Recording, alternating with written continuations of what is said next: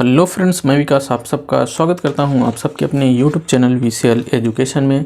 तो गाइस, इस वीडियो में हम देखने वाले हैं पंचायती राज व्यवस्था के बारे में। पंचायती राज व्यवस्था स्टार्ट करने से पहले बताना चाहते हैं, यदि आपने हमारे यूट्यूब चैनल को सब्सक्राइब नहीं किया है तो सब्सक्राइब कर दीजिए और बेल आइकन को प्रेस कर दीजिए, जिससे कि हम इसके बाद अगर न्यू वीडियो ले आएँ तो आपके पास क्या पहुँचे, नोटिफिकेशन पहुँचे और आप हमारे वीडियो को देख सकें। इस सेशन होने के बाद हम पंचायती राज से जितने भी क्वेश्चन रिलेटेड हर एक एग्जाम में पूछे गए हैं, उन सारे क्वेश्चनों का एक कलेक्शन लेकर आऊँगा और उसमें और भी अच्छे तरीके से इसका डिस्क्राइब मिलेगा। तो चलिए आइए हम इस अपने पंचायती राज सेशन को स्टार्ट करते हैं और देखते हैं। देखो, फर्स्ट ऑफ ऑल हम स्टार्ट करते हैं अपने पंचायती राज सेशन को।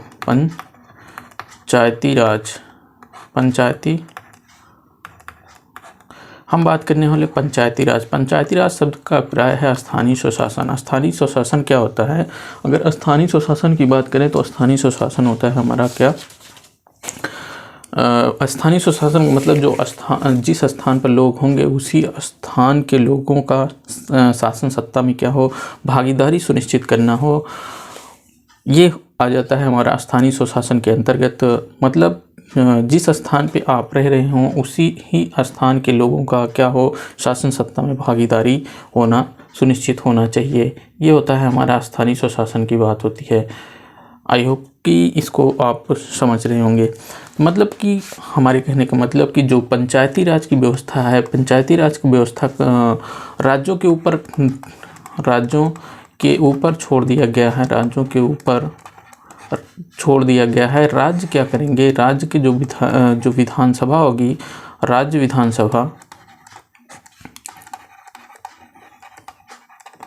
विधानसभा अपने यहाँ पंचायती राज की क्या करेगी, स्थापना करेगी। पंचायती राज की स्थापना करेगी। ये कौन? राज्य विधानसभा अपने यहाँ पंचायती राज की स्थापना करेगी। और ये पंचायती राज का कार्य क्या होगा, इनका कार्य क्या होगा, पंचायती राज का काम क्या होगा, ये गांव का विकास करने के लिए, गांव का विकास करना इनका काम होगा। पंचायत का काम क्या होगा? पंचायत का काम होगा कि ये गांव का क्या कर सकें, गांव का विकास करें। आई होप कि ये चीज़ें क्लियर हो गई होगी। और पंचायती राज को बात करोगे तो हमारे संविधान में 1952 में और 73वें संविधान संशोधन के तहत हमारे संविधान में शामिल किया जाता है। और आर्टिकल 40 की बात करोगे, आर्टिकल 40 इसमें क्या होता है, ग्राम पंचायत आती है। ग्राम पंचायत किस में आती है? ग्राम पंचायत आती है किसमें? आर्टिकल 40 के अंतर्गत आती है। हमने बात की कि पंचायती राज का अभिप्राय है स्थानीय स्वशासन, स्थानीय लोगों का जो शासन सत्ता में भागीदारी सुनिश्चित करना, स्थानीय लोगों का शासन सत्ता में क्या करना, उनके भागीदारी को सुनिश्चित करना होता है। इसमें क्या होता है कि इसका जिम्मा किसके ऊपर सौंपा गया है? इसका जिम्मा राज्यों के ऊपर सौंपा गया है। राज्य की जो विधानसभा होगी वो पंचायती राज की स्थापना करेंगी। और जो पंचायती राज के कार्य क्या होंगे, गाँव का विकास करना इनका मुख्य काम होगा। और जो पंचायती राज था हमारे संविधान में 1952 को 73वें संविधान संशोधन के तहत जोड़ा गया। अगर आर्टिकल 40 की बात करोगे तो इसके अंदर क्या आता है, ग्राम पंचायत आता है आर्टिकल 40 के अंतर्गत। आई होप कि यहाँ तक आपको सारी चीज़ें क्लियर हो गई होंगी। इसके बाद हम देखने वाले हैं कि जो पंचायती राज है उसका विकास कैसे होता है। पंचायती राज का विकास कैसे होता है, इन सारी चीज़ों को अगर हम बात करें, इन सारी चीज़ों को समझने का प्रयास करते हैं तो देखो पंचायती राज का विकास कैसे होता है, इसको समझने के लिए हमें यहाँ समझते हैं। देखो, जब हमारे यहाँ अंग्रेज़ों का क्या होता है, हमारे यहाँ अंग्रेज़ों को कलकत्ता पे क्या हो जाता है, इनका जब अधिकार हो जाता है, अंग्रेज़ का अधिकार कहाँ हो जाता है, कलकत्ता पे इनका अधिकार हो जाता है। तो इसके बाद क्या करते हैं, ये कर वसूलने के लिए जो छोटी छोटी रियासतें थी उनको इसका काम सौंप देता है किसको, रियासत को कर वसूलने का काम सौंप देते हैं। तो ये रियासतें क्या करती थी, अपना क्या लगाती थी, दरबार लगाती थी। दरबार लगाती थी और दरबार लगा कर के ये क्या करती थी, कर को वसूली करती थी। इन्हीं दरबार में होते थे कौन, पंच। इन्हीं दरबार में होते थे पंच। और कुछ रियासतों ने क्या किया, कुछ समय बाद क्या किया कि इन्होंने जो छोटे छोटे गांव होते थे या प्रत्येक गांव में क्या करते थे, प्रत्येक गांव में क्या नियुक्त कर दिए, पंच नियुक्त कर दिए। पंच नियुक्त कर दिए किस लिए, इस कर को वसूलने के लिए। कर को वसूलने के लिए इन्होंने क्या किया, जो रियासतें थी उन्होंने हर एक गांव में क्या कर दिए, नियुक्त कर दिए, पंच को नियुक्त कर दिए। जब इन्होंने हर एक गांव में पंच को नियुक्त कर दिया तो अब यही पंच क्या करते थे, अब वो गांव से कर को वसूला करते थे। जब इन्होंने गांव से कर को वसूलना चालू किया, मतलब ये जब गांव से कर वसूलने लगे तो अब गांव में लोग रहते हैं तो लोगों के अंदर कुछ ना कुछ ऊंचा नीचा या वो कोई ना कोई विवाद तो होता ही होगा। मतलब गांव के अंदर जो संघर्ष उठते थे, जो संघर्ष की बातें होती हैं, जो संघर्ष गांव के अंदर उठते थे, उनका जो रफा दफा, इन संघर्षों को रफा दफा कौन करता था, इन संघर्षों का रफा दफा यही जो पंच होते थे, इन सारे संघर्षों का रफा दफा यही करते थे कौन, जो पंच होते थे। गांव के जो पंच होते थे वही उन जो गांव में जो भी संघर्ष होते थे उन मामलों को क्या कर देते थे, ये वहीं पर रफा दफा उनको कर देते थे। अब ये चीज़ पता चलती है किसको, ब्रिटिश शासक को पता चलती है। तो ब्रिटिश शासक क्या करते हैं, पंचायत को नियंत्रण में करने के लिए, एक पंचायत को नियंत्रण में करने के लिए 1860 में एक सोसाइटी ऑफ रजिस्ट्रेशन एक्ट लेकर आती है। देखो 1860 में पंचायतों को नियंत्रण करने के लिए 1860 में सोसाइटी रजिस्ट्रेशन एक्ट ब्रिटिश सरकार लेकर आती है। उसके बाद फिर क्या होता है कि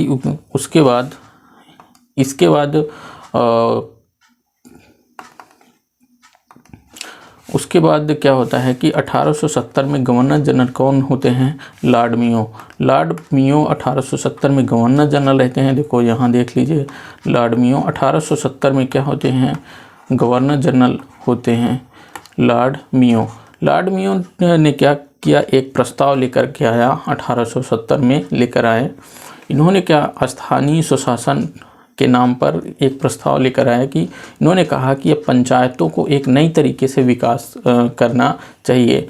तो इन्होंने अपने जो प्रस्ताव लेकर आया, जो स्थानीय प्रस्ताव के नाम से जाना गया, और वो स्थानीय स्वशासन के नाम पर इन्होंने प्रस्ताव लाया। और उस प्रस्ताव में इन्होंने क्या कहा कि जो पंचायतें हों उसको नए सिरे से क्या किया जाए, उनका नए सिरे से विकास किया जाए। अब उसके बाद क्या होता है कि इसके बाद एक यही प्रस्ताव जाता है कि इनके पास यही प्रस्ताव मिनटो कह रहे हैं, लॉर्ड रिपिन ने इसी प्रस्ताव को पढ़ते हैं अच्छे तरीके से, लॉर्ड रिपिन। और इस प्रस्ताव को पढ़ने के बाद इन्हें लोकल सेल्फ गवर्नमेंट की स्थापना कर देते हैं। कौन, लॉर्ड रिपिन ने लोकल सेल्फ गवर्नमेंट की स्थापना कर दी। कब, 1882 में। 1882 में लॉर्ड रिपिन ने क्या किया, लोकल सेल्फ गवर्नमेंट की स्थापना कर दी। अब ये जो प्रस्ताव था, इसी प्रस्ताव को क्या कहते हैं, उसी प्रस्ताव को क्या कहते हैं, मैग्ना कार्टा के भी नाम से जाना गया, मैग्ना कार्टा के भी नाम से जाना गया। अब उसी प्रस्ताव को मैग्ना कार्टा के भी नाम से जाना जाता है। और अगर बात करें,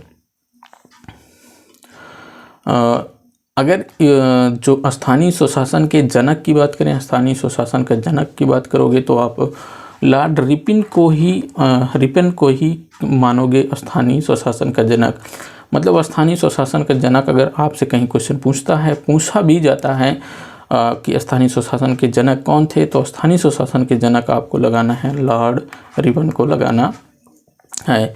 इसके बाद तो हम बात करने वाले हैं क्या, हमने पहले ही बता दिया, जो पंचायत होगी, जो स्थानीय स्वशासन या पंचायत होगी, वो किसके अंतर्गत आता है, वो राजसूची के अंतर्गत आता है, मतलब वो राज्यों के अंतर्गत आता है। आई होप कि यहाँ तक आप सबको क्लियर हो गया होगा। इसके बाद हम बात करने वाले हैं हमारे यहाँ हमारा देश जब आज़ाद हो गया, आज़ाद होने के बाद हमारे यहाँ पंचायती व्यवस्था चालू कैसे होती है, उन सारी चीज़ों का बात करेंगे। अब यहाँ जब हमारा देश आज़ाद हो गया, अब आज़ाद होने के बाद तो ये एक चीज़ था कि गाँव का विकास कैसे किया जाए। गांव का विकास कैसे किया जाए, इन सारे मुद्दों को यहाँ पे चल ही रहा था कि 1952 में एक कार्यक्रम चलाया गया गांव के विकास के लिए। 1952 में कार्यक्रम चलाया गया सामुदायिक विकास कार्यक्रम, ये 1952 में चलाया जाता है। 1953 में चलाया जाता है राष्ट्रीय विस्तार सेवा। ये दोनों कार्यक्रम चलाए जाते हैं किसके लिए? गांव के विकास के लिए। गांव के विकास के लिए ये दोनों कार्यक्रम चलाए जाते हैं। अब ये दोनों कार्यक्रम कितने अपने काम में सफल हुए, कितने नहीं सफल हुए, इसकी जांच करने के लिए 1957 में बलवंत राय मेहता की अध्यक्षता में एक समिति गठित की जाती है, जिसको हम किस नाम से जानते हैं? बलवंत राय मेहता समिति के नाम से भी जानते हैं। इनकी अध्यक्षता में एक समिति गठित की गई, कब? 1957 में, और उसी समिति को क्या बलवंत राय मेहता समिति के नाम से जाना गया। अब ये क्यों गठित की गई थी? ये गठित इसलिए की गई थी कि जो 1952 का सामुदायिक विकास कार्यक्रम और 1953 का राष्ट्रीय विस्तार सेवा कार्यक्रम था, ये कितना तरीके से अपने कार्यों में सफल हुए हैं, कितने सफल नहीं हुए हैं, इसकी जांच करने के लिए ये समिति की गठन किया गया था। अब इन्होंने देखा, जब बलवंत राय मेहता जी ने जब ये इन कार्यक्रमों का अध्ययन किया, जो कार्यक्रम चलाए जा रहे थे उनका जब अध्ययन किया, देखा, तो इन्होंने पाया कि इसमें ये जो दोनों कार्यक्रम थे ये अपने कार्यों में पूरी तरीके से सफल नहीं हो पाए। जो पूरी तरीके से क्या हुए? पूरी तरीके से सफल नहीं हो पा रहे थे,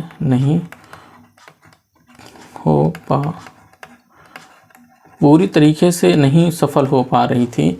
क्यों? क्योंकि इसमें ये जनता के लिए बनाया गया था, ये कार्यक्रम जनता के लिए बनाया गया था, लेकिन ये जनता तक नहीं पहुंच पाता था। इसका कारण ये था कि इसमें जो है सत्ता का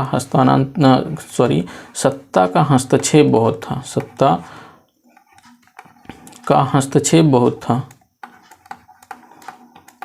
सत्ता का हस्तक्षेप होने के कारण ये जो कार्यक्रम चलाया जा रहा था, ये पूरी तरीके से सफल नहीं हो पा रहा था।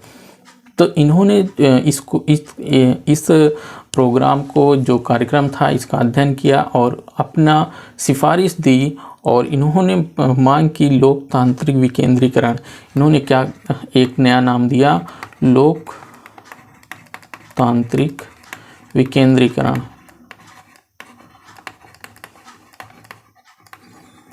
एक नया शब्द इन्होंने दिया, लोकतांत्रिक विकेंद्रीकरण। उसके बाद इन्होंने कहा जो सत्ता हमारी है, जैसे इन्होंने कहा, बलवंत राय मेहता जी ने कहा कि जो सत्ता है वो क्या है? एक जगह सेंट्रलाइज हो गई है। अब जो सत्ता एक जगह सेंट्रलाइज हो गई है, जो शासन एक जगह सेंट्रलाइज हो गया है, इसका क्या किया जाए? इसको विभाजित किया जाए, मतलब इसका बंटवारा किया जाए, स्थानीय लोगों में भी इसकी भागीदारी सुनिश्चित की जाए। अब इसको क्या किया गया? अब यहाँ जैसे यहाँ सत्ता सेंट्रलाइज है, तो इसको क्या कर दिया जाए? इसको स्थानीय लोगों तक इसमें भागीदारी सुनिश्चित की जाए। इन्होंने इसीलिए अपनी सिफारिश की और लोकतांत्रिक विकेंद्रीकरण का मांग रखी। अगर हम यहाँ लोकतांत्रिक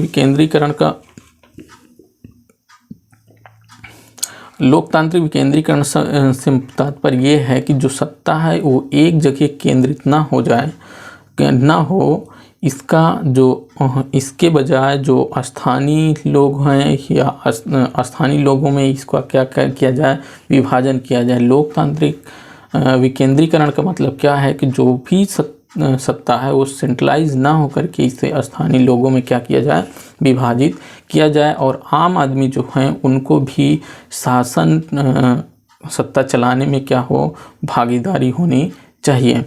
इन्होंने ऐसा प्रस्ताव रखा और इन्होंने कुछ सुझाव दिए, और यही लोकतांत्रिक विकेंद्रीकरण, यही बाद में पंचायती राज के रूप में जाना गया। पंचायती राज के रूप में यही बाद में जाना जाता है। कौन? लोकतांत्रिक विकेंद्रीकरण। आई होप कि आपको यहाँ तक समझ में आया होगा कि पंचायती राज या लोकतांत्रिक विकेंद्रीकरण किसने दिया। यहाँ से एक क्वेश्चन ये भी बनता है, लोकतांत्रिक विकेंद्रीकरण शब्द किसने दिया, तो आपको लगाना है बलवंत राय मेहता जी ने। और इसका क्या तात्पर्य है, इसका तात्पर्य हमने बता भी दिया। और यही जो लोकतांत्रिक विकेंद्रीकरण नया शब्द दिए, यही बाद में क्या नाम से जाना गया, पंचायती राज के नाम से जाना गया। चलो आगे देख लेते हैं। आगे हमें देखना क्या है, पंचायती। अब बलवंत राय जी से ये पूछा गया, भाई जो ये सत्ता है इसको स्थानीय लोगों तक पहुंचाई कैसे जाए। तो इन्होंने अपने सिफारिश में ये सुझाया, इन्होंने ये बताया कि कैसे अब आपको जो सत्ता है इसको लोगों तक पहुंचानी है। इन्होंने पंचायती राज, इन्होंने कहा त्रिस्तरीय पंचायती राज का पहली बात आपको क्या करना पड़ेगा, गठन करना पड़ेगा। इन्होंने कहा, बलवंत राय जी ने कहा कि आपको त्रिस्तरीय पंचायत का गठन करना पड़ेगा। क्या करना पड़ेगा? त्रिस्तरीय पंचायत का गठन करना पड़ेगा।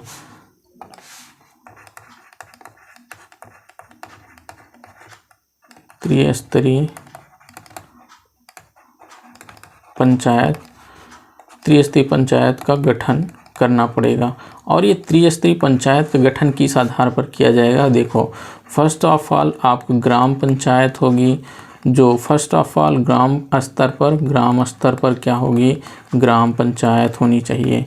ग्राम स्तर पर ग्राम पंचायत, और उसके बाद जो है ब्लॉक स्तर पर क्या हो, पंचायत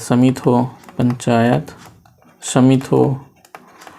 और इन्होंने एक तीसरा ऑप्शन सुझाया, जिला स्तर पर क्या हो, जिला परिषद हो, जिला परिषद। आई होप कि ये तीनों चीज़ें आपको क्लियर हो गई हों। ग्राम स्तर पर ग्राम पंचायत हो, जिला स्तर पर जिला पंचायत हो, और ब्लॉक स्तर पर पंचायत समिति हो, और जिला स्तर पर जिला परिषद हो। इन्होंने कहा और इन्होंने बताया कि जो ग्राम स्तर का जो चुनाव हो, ये क्या हो, प्रत्यक्ष रूप से हो। ग्राम स्तर पर चुनाव जो हो प्रत्यक्ष रूप हो, जबकि ब्लॉक स्तर और जिला स्तर का जो चुनाव हो अप्रत्यक्ष रूप से हो। इन्होंने इतनी बात को बताया। और इन्होंने और कुछ अपने सिफारिश में कहा, जो पंचायत हो इनको क्या किया जाए, अत्यधिक अधिकार दिए जाएं, जो अधिकार दिए जाएं, और स्रोत मतलब पर्याप्त स्रोत दिए जाएं। क्या किए जाएं? पर्याप्त स्रोत दिए जाएं, जिससे कि पर्याप्त स्रोत देने से जो पंचायतें होंगी वो अपने कार्यों को पूरी जिम्मेदारी तरीके से कर सकेंगी। उसके बाद और इन्होंने कहा कि जो पंचायत होंगी, पंचायत के ऊपर भविष्य में और भी इनके अधिकार और भी दिए जाएं, मतलब इनके अधिकारों के ऊपर और काम किया जाए भविष्य में। आई होप कि यहाँ तक आपको क्लियर हो गया होगा। इसके बाद हम ये जो ये जो समिति थी जो अपने सुझाव को देती है, तो ये बात होती है 1958 की। तो सन 1958 में इनकी जो सिफारिशें थी स्वीकार कर ली जाती हैं। इनकी सिफारिश क्या कर ली जाती है, स्वीकार कर ली जाती है। स्वीकार करने के बाद क्या होता है कि स्वीकार तो कर ली जाती है, लेकिन इस पे बहुत ज़्यादा फ़र्क नहीं किया जाता है, और इसे राज्यों के ऊपर छोड़ दिया जाता है कि राज्य अपने तरीके से लागू करेंगे। अब बात आती है इसके बाद पंडित जवाहरलाल नेहरू उस समय क्या होते हैं, प्रधानमंत्री रहते हैं उस समय। तो पंडित जवाहरलाल नेहरू ने देखा कि जो बलवंत राय मेहता जी ने जो सिफारिशें की, जो सुझाव दिए हैं, वो तो बहुत अच्छे हैं, चलो इसको कहीं इम्प्लीमेंट किया जाए। जो उस समय प्रधानमंत्री रहते हैं पंडित जवाहरलाल नेहरू जी,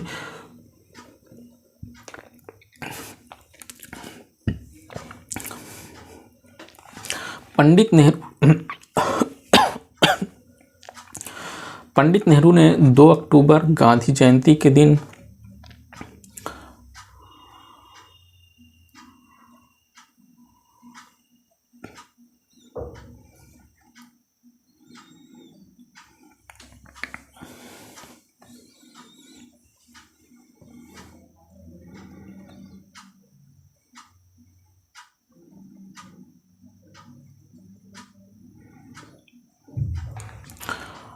पंडित नेहरू ने 2 अक्टूबर 1958 को, सॉरी 1958 नहीं रहेगा यहाँ, 1959 रहेगा।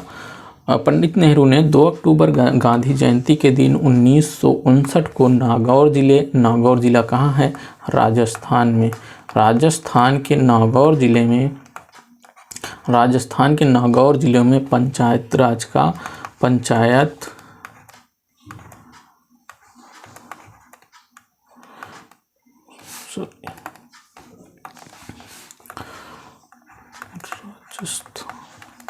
राजस्थान में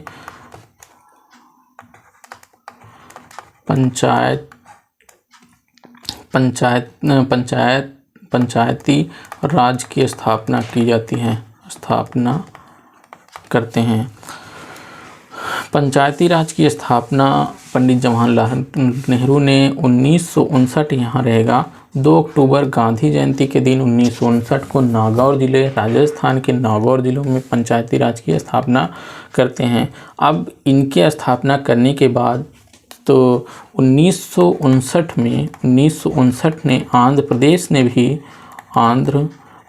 ने भी अपने यहाँ क्या करता है कि वहाँ अपने यहाँ भी ये क्या करता है कि पंचायती राज की स्थापना करता है। कौन?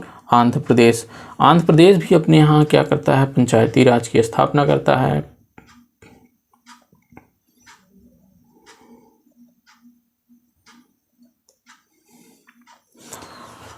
आंध्र प्रदेश भी अपने यहाँ पंचायती राज की स्थापना करता है। इसके बाद 1960 के दशक तक 1960 के आधे दशक तक क्या होता है कि मतलब ढेर सारे राज्यों ने, मतलब अधिक ज़्यादा से ज़्यादा राज्यों ने अपने यहाँ क्या किया? पंचायत को अपनाया। जब पंचायत को 1960 के दशक तक ढेर सारे राज्यों ने अपने यहाँ पंचायत को अपना लेता है, तब उसके बाद हम बात करते हैं और इसमें जो कुछ खामियां क्या थी कि मतलब जैसे कि ये पंचायत जो थी इसको छोड़ा गया था किसके ऊपर? इसको छोड़ा गया था कि राज्य अपने यहाँ अपने तरीके से लागू करेंगे। राज्य क्या करेंगे? अपने यहाँ अपने तरीके से लागू करेंगे। इसलिए इसमें जो कमियां ये थी कि हर एक राज्य अपने यहाँ अपने तरीके से लागू कर रहा था। कहीं पे 2 स्तरीय, कहीं पे 3 स्तरीय, कहीं पे 4 स्तरीय पंचायत को लागू कर रहे थे। जबकि जो बलवंत राय मेहता समिति थी उन्होंने 3 स्तरीय पंचायती राज की स्थापना करने की मांग की थी, अपनी सिफारिश रखी थी। 3 स्तरीय, ग्राम पंचायत, जिला और ब्लॉक स्तर पर और जिला स्तर पर उन्होंने अपनी मांग में रखा था। अब देखो नागौर जिला वाला जहाँ पंचायत की स्थापना की गई थी उसकी भी इमेज हम यहाँ पे लगाए हैं, उसको देख लेते हैं।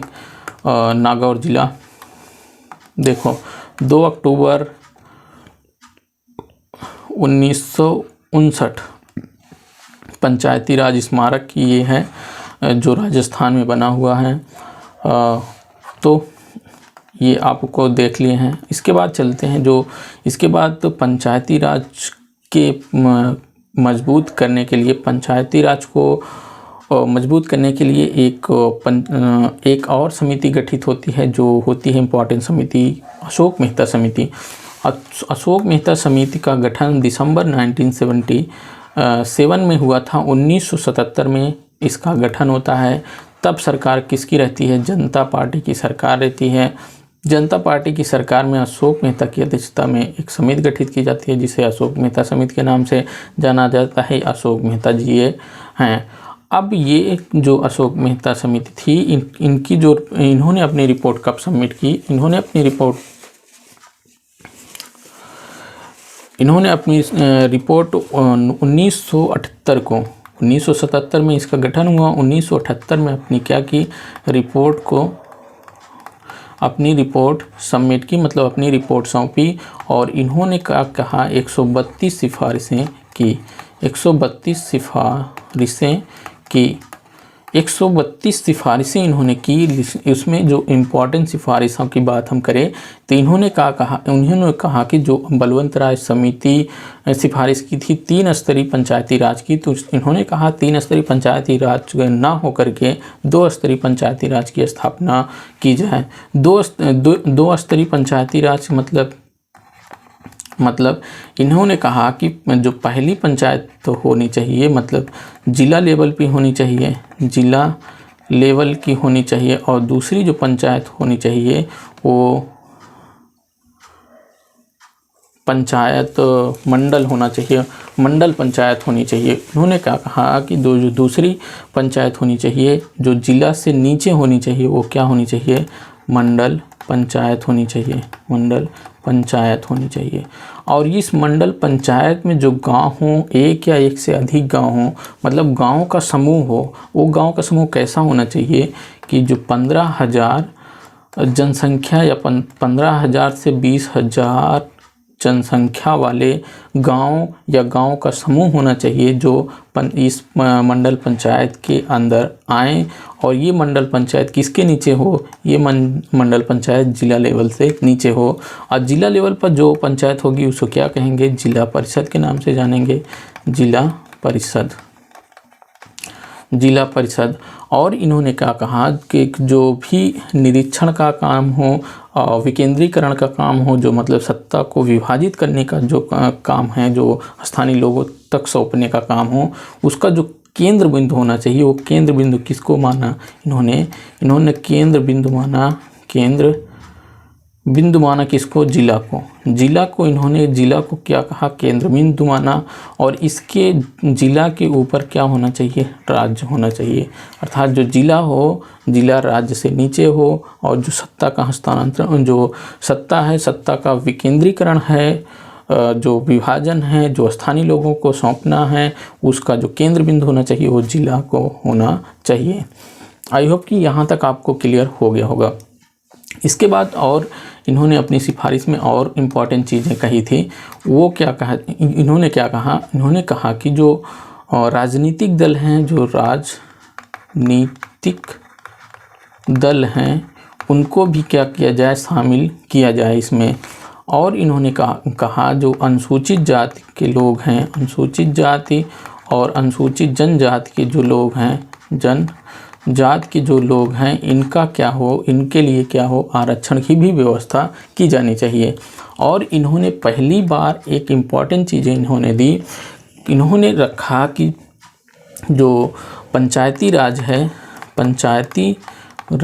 इसका क्या किया जाए, संवैधानिक दर्जा दिया जाए, संवैधानिक दर्जा दिया जाए। अर्थात तो मतलब इन्होंने क्या कहा कि जो पंचायती राज है, पंचायत को क्या हो, संवैधानिक मान्यता दी जाए। संवैधानिक मान्यता देने का इन्होंने क्यों कहा, इन्होंने देखा जब बलवंत राय मेहता अपनी समिति, बलवंत राय मेहता की जो समिति थी, उनके सिफारिश करने के बाद जो राज्यों का गठन हुआ, और जो हर एक राज्यों ने अपने यहाँ पंचायत को अपनाया, वो अपने यहाँ अपने तरीके से अपना रहे थे। मतलब कोई राज्य 2 स्तरीय अपनाए तो कोई राज्य 3 स्तरीय अपनाए तो कोई राज्य 4 स्तरीय अपनाए। तो जैसे राजस्थान की बात करोगे तो यहाँ 3 स्तरीय पंचायती राज की स्थापना होती है, और पश्चिम बंगाल की बात करोगे तो वो 4 स्तरीय अपनाती है, और तमिलनाडु अपने यहाँ 2 स्तरीय लागू करती है पंचायती राज को। तो मतलब जो राज्य थे अपने यहाँ अपने तरीके से लागू कर रहे थे। इसलिए इन्होंने कहा जो पंचायती राज है, पंचायती राज को क्या किया जाए कि इसको संवैधानिक दर्जा देना चाहिए, संवैधानिक मान्यता देनी चाहिए। मतलब अगर कोई भी चीज़ संविधान में अगर लिख उठती है कि हाँ ये ऐसी है, तो वो हर राज्य को मानना पड़ेगा कि आप मतलब कि इसी तरीके से करना है, जो संविधान में उल्लेख है उसको मतलब बाध्य होना पड़ेगा। इसलिए इन्होंने अपनी मांग को रखा। और यहाँ से आपको क्वेश्चन भी बन सकता है, कि जो पंचायत थी, जो पंचायती राज था, उसको पहली बार संविधान में शामिल करने के लिए किसने अपनी सिफारिश की, मतलब अपनी सिफारिश में पहली बार पंचायत को संविधान में शामिल किया जाए, ऐसा अपनी सिफारिश में किसने किया था, वो आप बताएंगे। आपको क्या करना है, अशोक मेहता समिति ऐसी थी जो पहली बार पंचायत को संवैधानिक दर्जा देने की मांग की थी।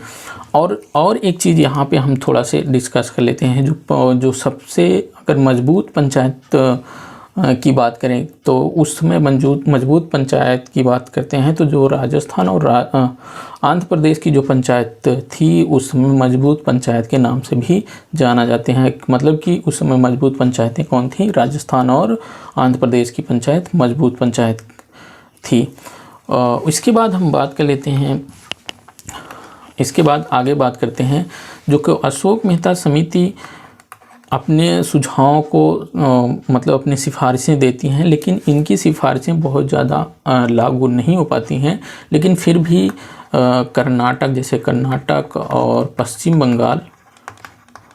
बंगाल और आंध्र प्रदेश, कर्नाटक, पश्चिम बंगाल, आंध्र प्रदेश राज्यों ने क्या किया, इनके सुझाव को अपनाते हैं और अपने यहाँ इम्प्लीमेशन करने, मतलब इम्प्लीफाई करने का प्रयास, मतलब कि वो लागू करने का प्रयास करते हैं। इस पे कुछ कदम उठाते हैं। कर्नाटक, पश्चिम बंगाल और आंध्र प्रदेश इस पे कुछ कदम उठाते हैं, लेकिन वो इतना प्रभाव नहीं हो पाता। इसका कारण क्या था कि जो जनता पार्टी की सरकार थी, जनता पार्टी की सरकार क्या हो जाती है, भंग हो जाती है, जिससे इनके अशोक मेहता की जो समिति थी, जो सिफारिशें थी, इनके ऊपर बहुत ज़्यादा काम नहीं हो पाता है। इसके बाद हम बात करने वाले हैं जो 1885 में एक समिति आती है, जीवी के राय समिति। जीवी के राय समिति ने एक ही वर्ड इन्होंने दे दिया, पंचायती राज के बारे में इन्होंने बोल दिया। जो पंचायती राज थी, पंचायती राज के बारे में इन्होंने बोल दिया कि पंचायती राज क्या है, बिना जड़ की घास है। इन्होंने क्या कहा, बिना जड़ की घास है। मतलब जो पंचायती राज है ये बिना जड़ की घास है। इन्होंने ऐसा क्यों कहा, इन्होंने देखा कि जो हर एक राज्य है हर एक राज्य अपने तरीके से लागू कर रहे हैं, इसलिए इन्होंने क्या कहा कि जो पंचायती राज है ये बिना जड़ की घास है। मतलब कि जो कोई भी घास हो, अगर उसमें जड़ ना हो तो पानी में अगर पानी आ जाएगा, जिस तरफ पानी का बहाव होगा उसी तरफ वो क्या कर जाएगी, बहकर चली जाएगी। और इन्होंने ऐसा क्यों कहा कि हमने बताया कि जो राज्य का मन होता था वैसा वो अपने यहाँ लागू करते थे। आई होप कि यहाँ तक आपको क्लियर हो गया होगा। इसके बाद जो पंचायती राज के बारे में एक इम्पॉर्टेंट समिति और आती है, वो आती है ML सिंघवी, लक्ष्मीमल सिंघवी की अध्यक्षता में समिति गठित की जाती है, ML सिंघवी समिति। इस समय सरकार रहती है किसकी, राजीव गांधी की सरकार रहती है। और ये 1986 की बात कर रहा हूँ, हम 1986 की मैंने बात कर रहा हूँ, ML सिंघवी समिति। और ML सिंघवी समिति ने भी अपने कुछ सुझाव दिए और इन्होंने क्या कहा, इन्होंने भी अपनी सिफारिश की, या इन्होंने भी जो पंचायती राज है इसको संविधान में शामिल करने पर क्या किया, जोर दिया कि पंचायती राज क्या हो, संविधान में शामिल कर लिया जाए, जिससे कि इसको संविधान में शामिल कर जो भी लिख उठेगा उसी तरीके से काम करेगी पंचायत। और इन्होंने क्या कहा, इन्होंने भी एक सिफारिश की, इन्होंने सिफारिश ये किया कि जो पंचायत होनी चाहिए, पंचायत का क्या हो, निष्पक्ष चुनाव होना चाहिए, निष्पक्ष चुनाव होना चाहिए। पहली बात पंचायत का क्या हो, निष्पक्ष चुनाव होना चाहिए। और इन्होंने सिफारिश की और इन्होंने क्या बताया कि जो ग्राम स्तर पर क्या होना चाहिए, जो गांव स्तर पर क्या होना चाहिए, एक न्याय पंचायत भी होना चाहिए, न्याय पंचायत भी होना चाहिए। गांव स्तर पर क्या होना चाहिए, न्याय पंचायत की स्थापना भी होनी चाहिए। और गाँव को जो है, गाँव को अत्यधिक अधिक क्या हो देनी चाहिए, अत्यधिक आर्थिक सहायता भी देनी चाहिए, जिससे कि गाँव का विकास अच्छी तरीके से किया जा सके। इसके बाद होता है, इन्होंने भी अपने सुझाव में क्या कहा कि पंचायत को क्या किया जाए, संविधान में दर्जा दिया जाए, संविधान को मान्यता दी जाए। क्यों मान्यता दी जाए? क्योंकि इससे पंचायत राज जो होगा, जो पंचायत होगी, उसको मजबूती मिलेगी। अब इसके बाद तो शुरू होता है क्या, पंचायत का संवैधानिकरण। पंचायत का संवैधानिकरण शुरू होता है। अब ये उसी समय सरकार रहती है, क्योंकि राजीव गांधी की सरकार रहती है। राजीव गांधी जी ने 1989 में 64वें संविधान संशोधन के तहत लोकसभा में विधेयक लाते हैं। लोकसभा में पंचायत से संबंधित विधेयक लाते हैं। ये क्या, जो पंचायत को संवैधानिक दर्जा देने के लिए अपना विधेयक लाते हैं, ये लोकसभा से तो क्या कर ले जाते हैं, पास करवा ले जाते हैं, लेकिन ये विधेयक अटक जाता है कहाँ, राज्यसभा में ये विधेयक पास नहीं हो पाता है, और यहाँ पे ये राज्यसभा में विधेयक लटक ही जाता है। अब राज्यसभा में लटकने का कारण ये था कि जो राज्यसभा के सदस्य थे, उनको लगता था कि जो ये विधेयक है, ये सेंटर को क्या कर रही है, पूरा सेंटर सरकार को मजबूत करने के लिए ये विधेयक इनको लग रहा था। इसलिए इन्होंने क्या किया कि इसको पास होने नहीं दिया। मतलब बहुत कुछ हुआ, लेकिन बहुत भारी विरोध हुआ राज्यसभा में, और राज्यसभा में ये विधेयक अटक गया। अब यहीं क्या होता है कि यहाँ फिर जो पंचायती राज को संवैधानिक दर्जा मिलना चाहिए था, यहीं फिर रुक जाता है। इसके बाद जो सरकार आती है वो आती है वीपी सिंह की सरकार, विश्वनाथ प्रताप जी की सरकार आती है 1989 में। ये कब? नवंबर 1989 में। इन्होंने भी आते ही अपने पंचायती राज के ऊपर बहुत ही ज़ोर शोर से घोषणा की कि हम पंचायती राज को क्या करेंगे, मजबूत बनाएंगे, और उस पे मजबूत बनाने के लिए काम करेंगे। अब वीपी सिंह की अध्यक्षता में ही क्या किया जाता है, 2 दिन का सम्मेलन बुलाया जाता है। और वो सम्मेलन किनका रहता है, जो राज्य थे, हर राज्यों के मुख्यमंत्री को उस सम्मेलन में बुलाया जाता है। एक सम्मेलन आयोजित किया जाता है, और इस सम्मेलन में कौन आते हैं, मुख्यमंत्री आते हैं। और इसकी अध्यक्षता कौन कर रहे थे, कौन, वीपी सिंह क्या कर रहे थे, इसकी अध्यक्षता कर रहे थे। अब ये 2 दिन का सम्मेलन चलता है, कितना, 2 दिन का सम्मेलन चलता है। अब इस सम्मेलन से एक नई चीज़ निकल के आती है कि फिर से क्या किया जाए, एक नया संवैधानिक संशोधन लेकर आया जाए। अब फिर क्या होता है कि एक नया संवैधानिक संशोधन वीपी सिंह की सरकार एक नया संवैधानिक संशोधन लेकर आती है, और इसे 1990 में क्या करते हैं, लोकसभा में पेश किया जाता है। लोकसभा में जब पेश किया जाता है, तो फिर जब ये लोकसभा में पेश किया जाता है, इधर फिर इनकी सरकार क्या हो जाती है, वीपी सिंह की सरकार क्या हो जाती है, गिर जाती है। इनकी सरकार क्या हो जाती है, धड़ाम से गिर जाती है, और ये विधेयक जो था यहीं पे फिर रुक जाता है। जो मतलब पंचायती राज का जो संवैधानिकरण की प्रक्रिया चल रही थी, फिर यहीं पे रुक जाती है। अब यहीं पे ये फिर रुक गई, अब ये विधेयक पास ही नहीं हो पाया। इसके बाद जो सरकार आती है, वो सरकार अपने कार्यकाल में इस विधेयक को पास करवा ले जाती है। वो सरकार कौन थी, चलिए हम आगे बात कर रहे हैं। इसके बाद जो सरकार आती है, वो सरकार कौन होती है, वो नरसिम्हा राव की सरकार रहती है। पीवी नरसिम्हा राव, देखो विश्वनाथ प्रताप सिंह और पीवी नरसिम्हा राव। देखो विश्वनाथ प्रताप सिंह इसके आगे, उसके बाद पीवी नरसिम्हा राव। पीवी नरसिम्हा राव की सरकार आती है, और ये सरकार क्या करती है 1991 को अपने लोकसभा में अपने प्रस्ताव को लेकर आती है। लोकसभा, देखो एक चीज़ इन्होंने एक काम किया, जिन मुद्दों पर विवाद हो रहे थे, जिन मुद्दों के कारण राजीव गांधी के समय जो राज्यसभा से नहीं पास हो पाया था, वो चीज़ें और जो भी कुछ विवाद था उसको क्या कर दिया जाता है, अब यहाँ उसको हटा दिया जाता है। उसको जो था उस प्रस्ताव से निकाल के बहरे कर दिया जाता है। तो उसके बाद ये प्रस्ताव को लाया जाता है लोकसभा में।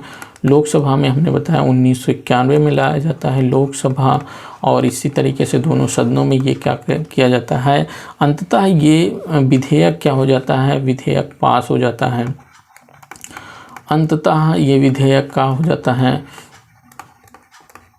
पास हो जाता है। अंततः ये जब पास हो जाता है, कब, 1992 को ये विधेयक अंततः पास हो जाता है। और 1992 में 73वें संविधान संशोधन के तहत 73वें संविधान संशोधन के तहत ये विधेयक क्या हो जाता है, पास हो जाता है। अब इसके पास होने के बाद 24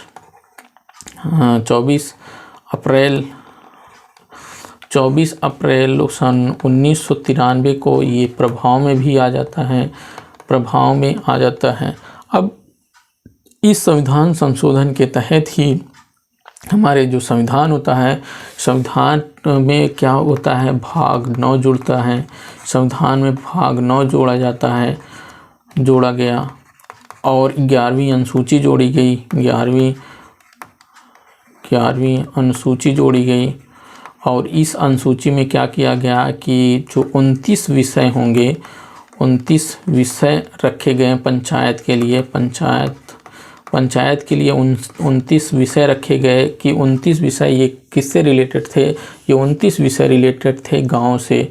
मतलब पंचायत क्या कर सकती है कि जो पंचायत उन 29 विषयों पर कुछ कानून, जो कानूनी क्षेत्र होगा, जो कानूनी अधिकार होगा, वो किसको होगा, पंचायत को होगा। ये 29 विषय के कहाँ से रिलेटेड थे, ये 29 विषय कहाँ से रिलेटेड थे, गांव से रिलेटेड थे। मतलब पुल या कृषि क्षेत्र, इन सब पे इन ऐसे ही क्षेत्र थे। वो जो 29 विषय हैं उनको हम आगे हम उनको चर्चा करने वाले हैं। तो अभी यहाँ पे फिर इसके जो ये संशोधन था, और इसी संशोधन के तहत जो पंचायत राज था, पंचायती राज को आर्टिकल 243 का से लेकर के इसको 243 आना तक रखा गया। अगर और अथवा बात कर लें 243 ए से लेकर के 243 ओ तक इनका प्रावधान किया गया। आई होप कि यहाँ तक आपको क्लियर हो गया होगा। हमने क्या कहा, नरसिम्हा राव की सरकार आती है। 1991 में ये विधेयक जो था उसको पंचायती राज को संवैधानिक दर्जा देने का जो विधेयक था उसको लोकसभा में लेकर आती है, और ये दोनों सदनों से पास करवा के लेके चली जाती है। और ये पास इसलिए करवा देती है कि जो भी मुद्दे थे, जो विवाद होने वाले मुद्दे थे, उसको क्या कर देते हैं कि ये सरकार बाहर करके तब लेकर आकर आती है। और ये अंततः बाद में ये विधेयक पास भी हो जाता है, और 1992 में 73वें संविधान संशोधन के तहत ये विधेयक पास हो जाता है। और हमारे संविधान में इसको क्या कर लिया जाता है, शामिल कर लिया जाता है। और ये प्रभावी रूप से प्रभाव में भी आ जाता है। कब, 24 अप्रैल 1993 को प्रभाव में भी आ जाता है। इसके बाद इस संशोधन के तहत हमारे संविधान में भाग 9 जुड़ता है, और भाग 9 जोड़ा जाता है, और 11वीं अनुसूची जोड़ी जाती है। इस 11वीं अनुसूची में पंचायत के लिए 29 विषय तय किए जाते हैं, और 29 विषय ये कौन से होते हैं, ये गांव से रिलेटेड होते हैं। उसके बाद जो पंचायती राज था, इसका व्यवस्था कहाँ की जाती है, इसकी व्यवस्था जोड़ा जाता है। इसको कहाँ, आर्टिकल 243 से लेकर 243 आड़ा तक या 243 ओ तक रखा जाता है। इसका प्रावधान या उपबंध किया जाता है हमारे आर्टिकल 243 से 243 ओ तक का। आई होप कि यहाँ तक क्लियर हो गया होगा। इसके बाद हम कुछ आगे चलते हैं, जो इनकी कुछ विशेषताएं थी, उन विशेषताओं के बारे में जान लेते हैं। और विशेषताओं के मतलब हम जानते हैं, जो 243, जैसे यहाँ हम बात करेंगे क्या, हम बात करेंगे यहाँ पे 243 का, जैसे 243 का की बात करेंगे, 243 का के अंतर्गत क्या है, ग्राम सभा आती है। जो इस संविधान संशोधन की विशेषता क्या थी, 243 का के अंतर्गत किसको रखते हैं, ग्राम सभा। अब हम जानते हैं ग्राम सभा होती क्या है, ग्राम सभा कहते किसे हैं। मतलब एक जो ग्राम सभा वह होती है, एक या एक से अधिक गांव आते हैं। एक ग्राम सभा में एक या एक से अधिक गांव आएंगे और उन गांव में और ये किनके द्वारा ग्राम सभा बनाई जाएगी, जो गांव में जो निर्वाचन सूची में सदस्य होंगे उन सदस्यों के द्वारा ये ग्राम सभा का निर्माण किया जाता है। और आई होप कि आपको ग्राम सभा समझ में आया। और ये जो ग्राम सभा होगी इसका जो कार्य होगा, ये कौन, जो हमारा राज्य होगा, राज्य विधानसभा होगी, वो तय करती है कि इन ग्राम सभा का काम क्या है, वो मतलब ये काम क्या करेगी। तो इसका जो काम होगा, ये अपने काम को क्या क्या करेगी ये डिसाइड करेगी हमारी विधानसभा, जो राज्य की विधानसभा होती है वो डिसाइड करती है।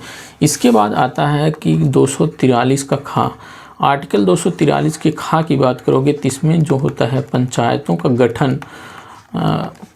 का गठन संबंधी प्रावधान किया गया 243 के खा में। इसके बाद तो हम आ जाते हैं कौन, 243 की गा, जो इम्पॉर्टेंट आर्टिकल है हम उन्हीं की बात करेंगे। और ये चीज़ें क्या होंगी आपको हर एक एग्ज़ाम में देखने को मिलेंगी। और 243 का गा वाला ये क्या कहता है कि पंचायत की संरचना कैसी होनी चाहिए, पंचायत की संरचना की बात करता है। पंचायत की संरचना की बात करता है तो पंचायत की संरचना हमने पहले ही बताया कि जो पंचायत की संरचना जो यहाँ पे डिसाइड किया गया हमारे संविधान संशोधन के बाद, मतलब संविधान संशोधन में ही बलवंत राय मेहता की जो समिति ने सुझाया था त्रिस्तरीय पंचायती राज, वही पंचायत को यहाँ पे अपनाया गया है। देखो यहाँ पे क्या पंचायतों की संरचना कैसी होनी चाहिए, ये आर्टिकल 243 के गा में रखा गया है। पंचायत की जो संरचना होनी चाहिए ये क्या कैसी होनी चाहिए, त्रिस्तरीय होनी चाहिए। एक क्या होनी चाहिए, ग्राम पंचायत होनी चाहिए जो ग्राम स्तर पर होनी चाहिए, एक होनी चाहिए मध्य स्तर पर और एक होनी चाहिए जिला स्तर पर। मध्य स्तर पर एक होनी चाहिए जिला स्तर पर, ने ऊपर बता दिया है। ग्राम स्तर पर ग्राम पंचायत, मध्य स्तर पर ब्लॉक जो पंचायत समिति होती है ब्लॉक स्तर पर होगी और जिला स्तर पर जिला परिषद होगी। और इन्होंने जो अच्छा और बात कर लेते हैं, यहाँ देखो नीचे चुनाव की बात कर रहा है। अगर इनके चुनाव की बात करेगा तो चुनाव आपको कैसे करना है,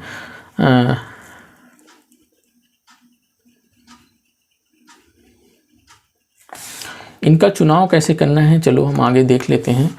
यहाँ इन सदस्यों का चुनाव कैसे करना है।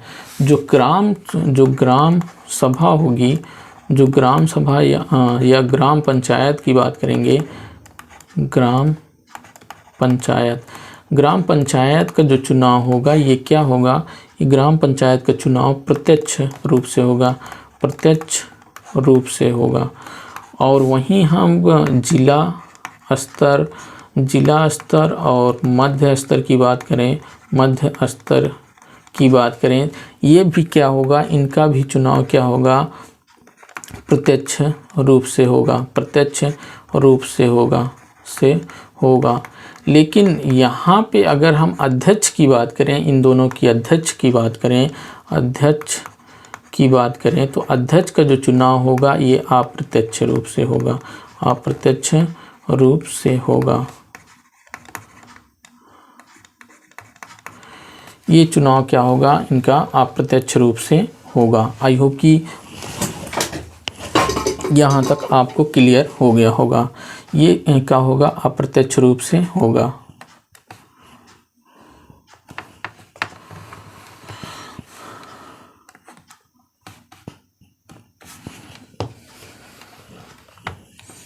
यहाँ तक आपको क्लियर हो गया। इसके बाद हम बात करते हैं सीटों की आरक्षण की बात करेंगे। सीटों की आरक्षण क्या होती है, सीटों का आरक्षण कैसे तय करेंगे, इसकी बात कैसे करते हैं। सीटों का आरक्षण, सीटों की आरक्षण की बात करते हैं, ये आता है आपको 243 के घ के अंतर्गत।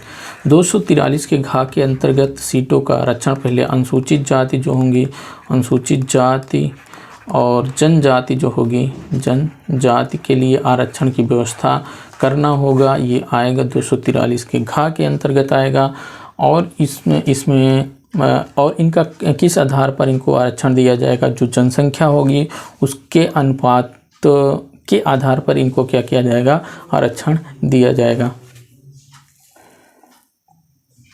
उसके बाद आते हैं यहाँ महिलाओं को जो सीटें होंगी, उन सीटों का 1/3 हिस्सा किसके लिए आरक्षित किया जाएगा, महिला के लिए आरक्षित किया जाएगा। किसके लिए, महिला के लिए आरक्षित किया जाएगा। इसके बाद बात करेंगे इनका कार्यकाल क्या होता है। पंचायत का कार्यकाल होगा 5 वर्ष का कार्यकाल होगा। कितना, 5 वर्ष का कार्यकाल होगा पंचायत का। और ये अच्छा, इसका कार्यकाल कितना होगा, 5 वर्ष। 5 वर्ष के बाद क्या होगा, पुनः चुनाव होगा, पुनः चुनाव होगा। 5 वर्ष के बाद क्या होगा, पुनः चुनाव होगा। इसके बाद हम और बात कर लेते हैं आगे। इसके बाद जो मान लेते हैं, अब यहाँ पे ये क्वेश्चन बनता है कि जो पंचायत होती हैं क्या 5 वर्ष से पहले ही भंग हो सकती हैं। बिल्कुल, जो पंचायत होती हैं वो 5 वर्ष से पहले भी भंग हो सकती हैं। अब वो 5 वर्ष से पहले भंग हो जाए तब क्या होगा, 5 वर्ष से पहले अगर भंग हो जाती हैं तो 6 महीने के अंदर पंचायत का चुनाव फिर पुनः करवाना अनिवार्य होगा। मतलब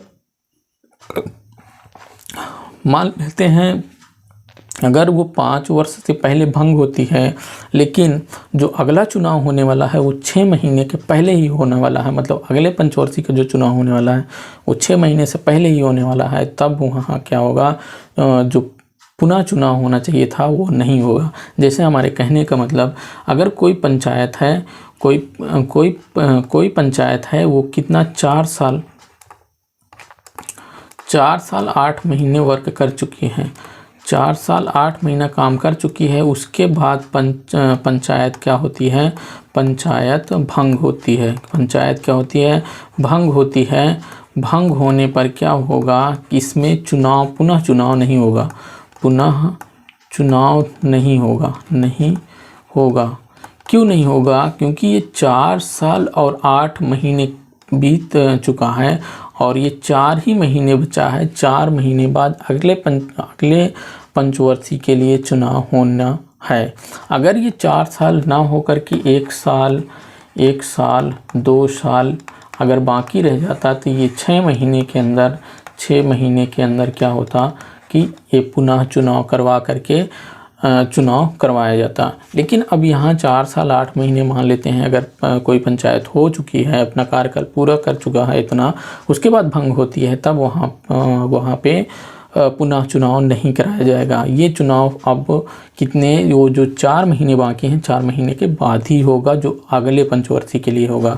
अब आपके दिमाग में ये उठता होगा, भाई ये 4 महीने जो बच रहे हैं, जो 4 महीने बच रहा है, ये इसमें कौन कार्य करेगा। तो ये 4 महीने के लिए क्या किए जाएगी, पंचायत गठित की जाएगी। गठित पंचायत होगी, जो गठित पंचायत होती है, गठित पंचायत काम करती है।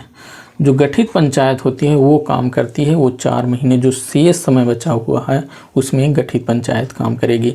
आई होप कि ये सारी चीज़ें आपको क्लियर हो गई होंगी। अभी आप देख रहे होंगे कि पंचायत का चुनाव भी आने वाला है, जो प्रधानी का चुनाव आने वाला है।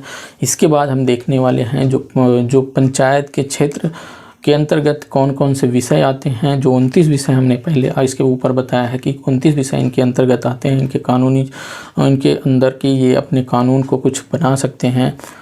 ये 29 विषय कौन कौन से हैं उनको चलो हम आगे नीचे डिस्कस करते हैं। तो नीचे जो 29 विषय हमने सुझाए, जो बताया था कि उनके क्षेत्र में 29 विषय आते हैं जिस पे ये इनका कानूनी अधिकार होता है, वो कौन कौन सा होता है कृषि क्षेत्र पर, और कृषि का कैसे विस्तार करना है, ये सब किसके अंतर्गत आता है, ये सब पंचायत के अंतर्गत आता है। इस समय आप देख रहे होंगे जो किसानों का प्रोटेस्ट चल रहा है। प्रोटेस्ट कैसा चल रहा है कि जो कृषि बिल आया हुआ है उसके खिलाफ प्रोटेस्ट चल रहा है। अब वहाँ पे सरकार की अनुमति ना होने पर भी क्या होता है कि यहाँ पंचायतें अपना सभा कर रही हैं। पंचायत को अपना सभा करने का खुद कॉन्स्टिट्यूशन अधिकार देता है कि जो पंचायत होंगी वो अपना सभा कर सकती हैं, गांव का विकास करने के लिए कुछ कानून बना सकती हैं। आप यहाँ देख रहे होंगे जो पंचायत हैं वहाँ उस पंचायतों में जो कानून मांग करने के लिए मतलब प्रस्ताव रखे जा रहे हैं, 2-3 प्रस्ताव अपना लेकर आ रहे हैं कि हाँ ये चीज़ें हमें करना है, ये चीज़ें काम करनी है। तो ये पंचायत को अधिकार दिया गया है, उसमें सरकार कोई भी हस्तक्षेप नहीं कर सकती है। तो आई होप कि यहाँ क्लियर हो गया होगा। और चलो हम इसके दूसरा इनका क्षेत्र क्या होता है उसको जान लेते हैं। दूसरा क्षेत्र जैसे भूमि सुधारीकरण और भूमि का सुधारीकरण कैसे हो, भूमि का संरक्षण कैसे हो, इन सब चीज़ों के बारे में भी पंचायती राज के क्षेत्र में आता है। सिंचाई, जल प्रबंधन, दुग्ध पशुपालन, मत्स्य पालन, वन्य जीव या वनों में जो खेती का प्रावधान है उसको कैसे किया जाएगा, ये भी पंचायत क्षेत्र के अंतर्गत आता है। और लघु वनस्पति ये भी क्या होती है, पंचायत क्षेत्र के अंतर्गत ही आती है। इसके बाद हम बात करने वाले हैं इसके बाद उद्योग, जो कुटीर उद्योग होते हैं, जो लघु उद्योग, कुटीर उद्योग और खादी ग्राम, ये सब ग्राम विकास, पीने का पानी, ईंधन और पशु चारा, सड़कें, ग्रामीण विद्युतीकरण, जैसे गांव में कहाँ किसके यहाँ विद्युत पहुंची है, किस जगह पे किस मौजा में नहीं पहुंची है, ये सब चीज़ें पहुंचाना, ये सब करना, ये किसका काम होता है, ग्राम पंचायत के ही अंदर में क्या है कि गरीबी उन्मूलन, मतलब कि जो स्थानीय लोग होगा, स्थानीय ही लोग जो गरीब व्यक्ति होगा उसका पहचान अच्छी तरीके से कर सकता है। और उसमें क्या उसके मतलब गरीबी दूर करने के लिए क्या प्रावधान होना चाहिए, वो स्थानीय ही लोग, जो वहाँ का व्यक्ति हो, जो उसके पास का व्यक्ति है, वही जान सकता है। इसलिए ही बलवंत राय जी ने जो अपना सिफारिश में उसी समय उन्होंने कह दिया कि जो सत्ता का क्या होना चाहिए, स्थानीय लोगों में इसकी भागीदारी होनी चाहिए। क्या सत्ता का हस्तांतरण, मतलब सत्ता को स्थानीय लोगों को भी दिया जाए, जो मतलब उनको भी अधिकार दिया जाए शासन सत्ता में भागीदारी को सुनिश्चित करने के लिए। तो उन्होंने इसका रीज़न यही दिया था कि जो स्थानीय लोग होंगे वो स्थानीय लोगों का ही विकास करना है, तो वो स्थानीय लोग ही अगर करें तो ज़्यादा बेटर होगा, क्योंकि उनसे अच्छा और कोई नहीं जान सकता कि क्या चीज़ें कमी है और कैसे उसका निराकरण किया जाए। उसके बाद देखो ग्राम पंचायत के क्षेत्र के अंतर्गत और क्या आता है, प्राथमिक शिक्षा होती है, जो वो भी आती है। इनके जो प्राथमिक विद्यालय होते हैं, और प्राथमिक विद्यालय जैसे आप अपने गाँव में देखते होंगे तो वहाँ प्रत्येक सप्ताह या हर रोज़ जो खाने मिड डे मील की योजना है वो ग्राम पंचायत के अंतर्गत आती है कि ग्राम पंचायत उसे क्या करेगा, उसका मिड डे मील का योजना का प्रावधान जो है प्राथमिक स्तर पर वो ग्राम पंचायत के ही ऊपर आता है कि वो उसमें मिड डे मील मतलब कि खाने को बेहतर तरीके से बनवाने का काम करे। और जो प्राथमिक शिक्षा होती है, जो बच्चों की शिक्षा, उसमें कैसे क्या चल रहा है, वो सब चीज़ें प्रधान के ही अंतर्गत आती हैं। उसके बाद आगे चलोगे, जो प्रशिक्षण व्यावसायिक होते हैं, आंतरिक प्रशिक्षण व्यवसाय और वयस्क गैर वयस्क औपचारिक शिक्षा, पुस्तकालय की भी व्यवस्था करना।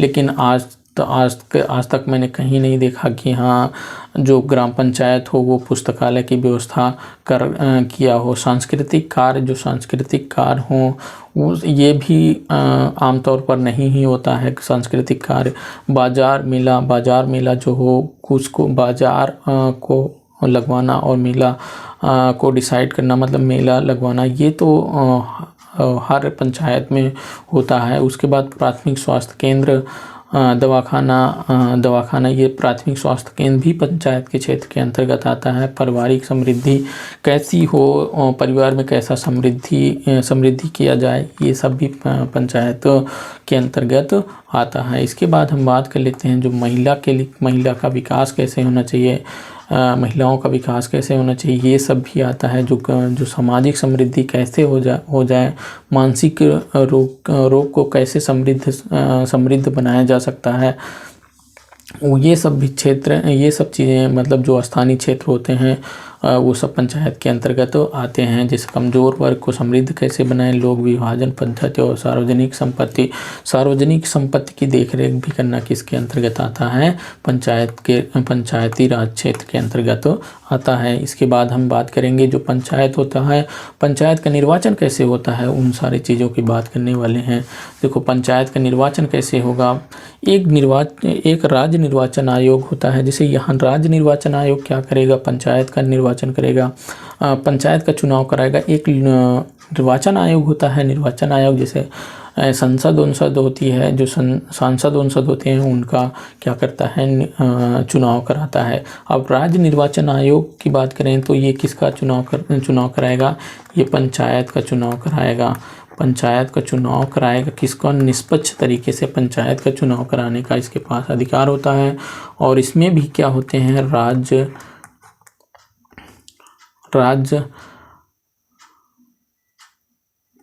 राज्य निर्वाचन आयुक्त होते हैं। मतलब मुख्य चुनाव आयुक्त होते हैं। मुख्य चुनाव आयुक्त की बात करते हैं या तो राज्य चुनाव आयुक्त की बात करें, इसमें भी मुखिया होता है, मतलब मुख्य चुनाव आयुक्त होते हैं। और उनका राज्य निर्वाचन आयुक्त जो होता है उसका मतलब मुख्य चुनाव आयुक्त हम बात कर लें, राज्य निर्वाचन आयुक्त नहीं, मुख्य निर्वाचन आयुक्त हम बात कर लें। मुख्य निर्वाचन आयुक्त का जो नियुक्ति कौन करता है, ये नियुक्ति करता है, कौन करता है, राज्यपाल किसकी मुख्य निर्वाचन आयुक्त की, जो राज्य का मुख्य निर्वाचन आयुक्त होता है उसका नियुक्ति कौन करता है, राज्यपाल करता है। और राज्यपाल ही वित्त आयोग का गठन करता है, जो पंचायतों के लिए 5 वर्ष के लिए होती है।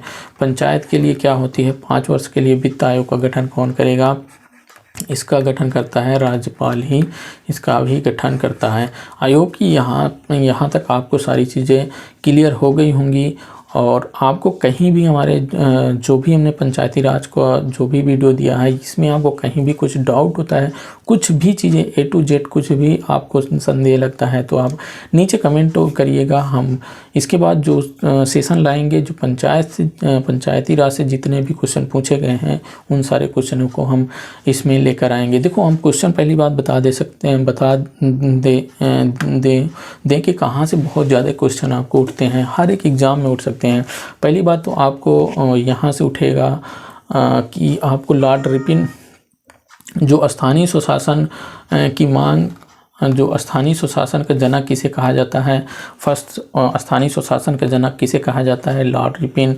और वहाँ और उसके बाद क्या, ML सिंघवी समिति ना, बलवंत राय मेहता समिति जो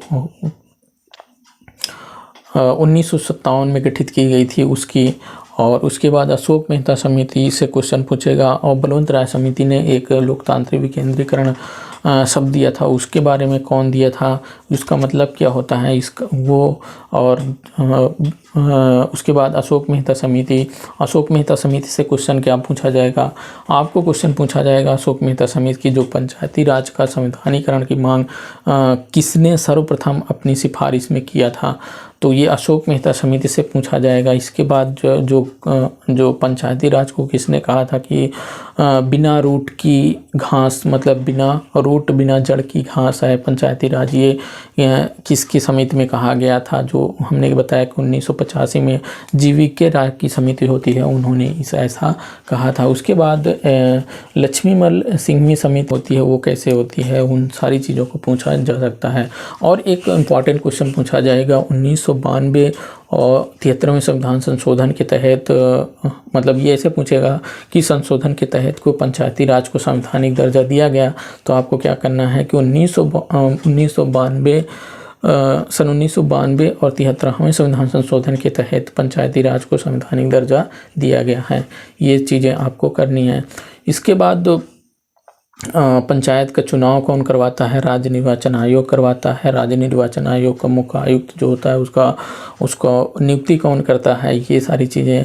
और पंचायत के क्षेत्र के अंतर्गत क्या क्या चीज़ें आती हैं जो उनके कानूनी क्षेत्र के अंतर्गत आती हों, वो सारी चीज़ें। 29 विषय क्या हैं, मतलब 29 विषय हैं जिस पे पंचायत के क्षेत्र के अंतर्गत आते हैं। और क्या चीज़ें पूछेगा, और चीज़ें इसमें इम्पॉर्टेंट चीज़ें ये हैं कि जो पंचायत है वो संविधान के कैसरे भाग में जोड़ा गया है, उसको आपको 9वें भाग में जोड़ा गया। जो 29 पंचायत के विषय में 29 जो विषय थे वो किस अनुसूची के तहत जोड़ा गया है? वो 11वीं अनुसूची के तहत जोड़ा गया है। वो पंचायती राज को आर्टिकल कहाँ से कहाँ तक रखा गया है? 243 से लेकर के 8 तक के, 243 का से लेकर 8 तक के इसका क्या किया गया है? प्रावधान किया गया है। और 243 का में ग्राम सभा का वर्णन करता है। 243 का पंचायती राज का गठन कैसे हो इसका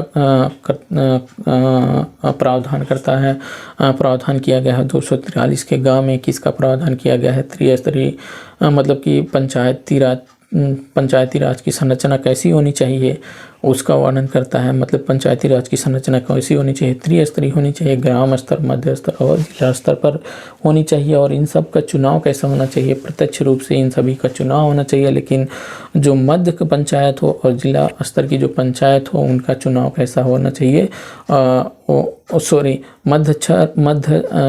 मध्य स्तर और जिला स्तर की जो पंचायत हो उनके अध्यक्षों का जो चुनाव हो वो अप्रत्यक्ष रूप से होना चाहिए। ये चीज़ें आपको आर्टिकल घ में मिल जाती हैं। उसके बाद आर्टिकल घ में, उसके बाद आर्टिकल घ की बात करोगे तो आर्टिकल घ क्या कहता है कि पंचायत के आरक्षण की बात करता है। मतलब अनुसूचित जाति, अनुसूचित जनजाति के आरक्षण की बात करता है। इनको आरक्षण कैसे दिया जाए? जो जनसंख्या होगी उसके आनुपातिक दृष्टि के आधार पर इनको आरक्षण की व्यवस्था की जाए। उसके बाद बात आती है महिलाओं को आरक्षण कैसे दिया जाए। महिलाओं को आरक्षण 1/3 जो सीट होगी उस सीट का 1/3 हिस्सा किसके लिए आरक्षित किया जाना चाहिए? ये आरक्षित किया जाना चाहिए किसके? महिलाओं के लिए आरक्षित किया जाना चाहिए। आई होप कि यहाँ तक आप सारी चीज़ें जान चुके होंगे। और एक चीज़ें और बचती हैं जो बताता है क्या? पंचायत का चुनाव, पंचायत कितने वर्ष के लिए इनका कार्यकाल, पंचायत का कार्यकाल कितने वर्ष के लिए होता है? तो पंचायत का कार्यकाल 5 वर्ष के लिए होता है। 5 वर्ष के बाद पुनः पंचायत का चुनाव कराया जाता है। अगर पंचायत अपने कार्यकाल से पहले ही भंग हो गई है तो क्या होगा कि पुनः 6 महीने के अंदर ही चुनाव करा लिया जाता है। लेकिन अगली जो पंचवर्षीय चुनाव होना है, जो अगला चुनाव होना है पंचायत का, उससे अगर 6 महीने उसको होने में 6 महीने से कम समय है तो चुनाव पुनः नहीं करवाया जाएगा। जो उसमें क्या होगी, जो पंचायत काम करेगी, जो खाली समय होगा उसमें गठित पंचायत काम करेगी। आपको ये पूरी तरीके से आपको रिवीजन भी हो गया होगा। आई होप कि और भी अगर डाउट होता है तो आप क्वेश्चन पूछ सकते हो। चलो, आई होप कि ये सारी चीज़ें आपको क्लियर हो गई होंगी। अब इसमें जो कुछ चीज़ें बचती हैं उसका हम जिक्र कर लेते हैं। अब हमने पूरी पंचायत को पढ़ लिया। अब इसमें पढ़ने के बाद हमारे पास एक माइंड में आता है कि जो पंचायत में जो बाध्यकारी प्रावधान क्या हैं और गैर बाध्यकारी प्रावधान क्या क्या होते हैं। देखो, बाध्यकारी प्रावधान और गैर बाध्यकारी प्रावधान को हम ऐसे बांट सकते हैं। जैसे बाध्यकारी प्रावधान क्या है? बाध्यकारी प्रावधान और गैर बाध्यकारी प्रावधान। बाध्यकारी प्रावधान के अंतर्गत फर्स्ट वाला आता है क्या? पहली बात तो क्या होना चाहिए? ग्राम सभा का गठन होना चाहिए। ग्राम सभा का गठन बाध्यकारी प्रावधान के अंतर्गत आता है। और त्रिस्तरीय पंचायत की व्यवस्था होनी चाहिए। 3 स्तरीय ग्राम पंचायत की व्यवस्था होनी चाहिए। 3 स्तरीय पंचायत होनी चाहिए। 3 स्तरीय पंचायत की व्यवस्था होनी चाहिए। और क्या? आरक्षण की व्यवस्था होनी चाहिए। आरक्षण मतलब अनुसूचित जाति के लिए आरक्षण और महिलाओं के लिए 1/3 हिस्सा कुल सीटों का 1/3 हिस्सा महिलाओं के लिए आरक्षित की जानी चाहिए। वित्त आयोग का गठन किया जाना चाहिए, वित्त आयोग का गठन किया जाना चाहिए। निर्वाचन आयोग होना चाहिए, प्रत्यक्ष रूप से इन सभी का चुनाव होना चाहिए।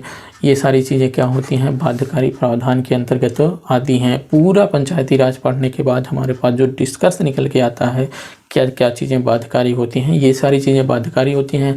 गैर बाध्यकारी की बात कर लें तो जो ओबीसी होता है, इसके लिए जो आरक्षण की व्यवस्था की गई है, आरक्षण की व्यवस्था ये इसके ऊपर किसके ऊपर, ये राज्यों के ऊपर टाला गया है कि ये राज्य अपने यहाँ ओबीसी के लिए आरक्षण किस प्रकार व्यवस्था करेंगे, ये राज्य के ऊपर डिपेंड करता है।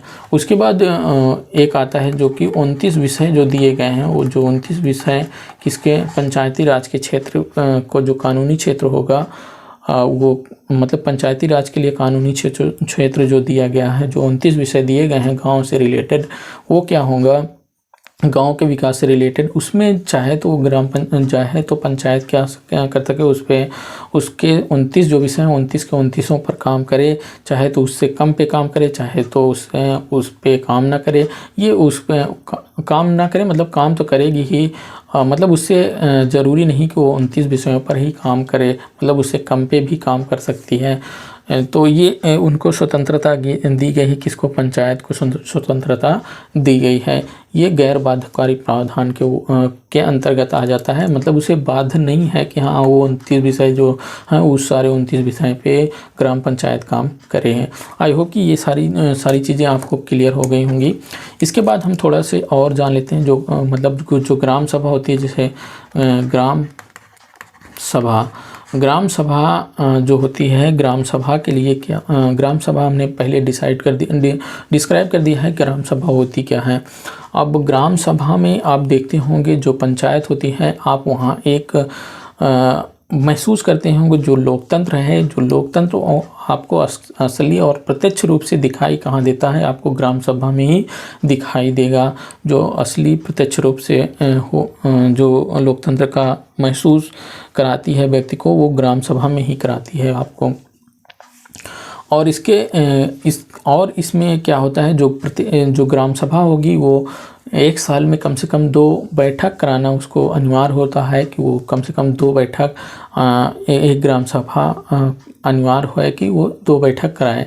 और उसके बाद क्या होता है कि जो गरीबों का मतलब गरीबों की पहचान करना ग्राम सभा का काम होता है, कि ग्राम सभा का क्या काम होता है कि वो गरीबों की पहचान करे और उनके निराकरण के लिए कुछ काम करे। ये सब चीज़ें ग्राम पंचायत के अंतर्गत आती हैं और वो इन पर काम करे अच्छी तरीके से। आई होप कि ये सारी चीज़ें आपको क्लियर हो गई होंगी। और एक बात हम पीछे भूल गए हैं कि जो त्रिस्तरीय ग्राम पंचायत होगी, त्रिस्तरीय ग्राम पंचायत में एक जगह अपवाद रखा गया है, मतलब कोई राज्य ऐसा हो जहां उस राज्य की जनसंख्या 20 लाख से अगर कम हो, 20 लाख से कम हो, तो वो ज़रूरी नहीं कि जो मध्य स्तर का जो पंचायत हो, मध्य स्तर की जो पंचायत हो उसे लागू करें। ये इस राज्य के ऊपर डिपेंड करता है, वो चाहे तो अपने यहाँ लागू करे, चाहे तो ना लागू करे। आई होप कि ये सारी चीज़ें आपको क्लियर हो गई होंगी। अगर आपको भी इसके बावजूद भी आपको कहीं भी डाउट होता है तो आप नीचे कमेंट बॉक्स में ज़रूर कमेंट करिएगा। अगला जो सेशन लूँगा, जो क्वेश्चन प्रैक्टिस क्वेश्चन का सेशन लूँगा, उसमें हम आपको सारी चीज़ें क्लियर करूँगा और भी जो आपको डाउट रह जाएंगे।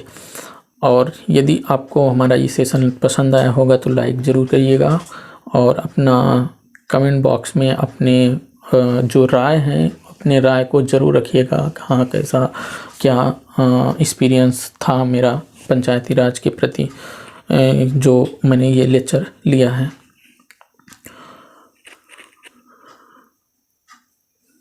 और हम उन लोगों को धन्यवाद देना चाहते हैं जो हमने इसके पहले जो वीडियो दिया है कि हाँ पंचायती राज का वीडियो मैं लाने वाला हूँ, उसमें जिन लोगों ने कमेंट किया है उन सभी लोगों को मैं धन्यवाद देना चाहता हूँ। क्यों देना चाहता हूँ, क्योंकि उन्हीं के वजह से मैं इतना एक्साइटेड हुआ कि हमें इतनी जल्दी पंचायती राज का वीडियो और इतना मेहनत करके लाना पड़ा। तो चलो गाइस, इस वीडियो में इतना ही और अगले वीडियो में फिर मिलते हैं, तब तक के लिए जय हिंद।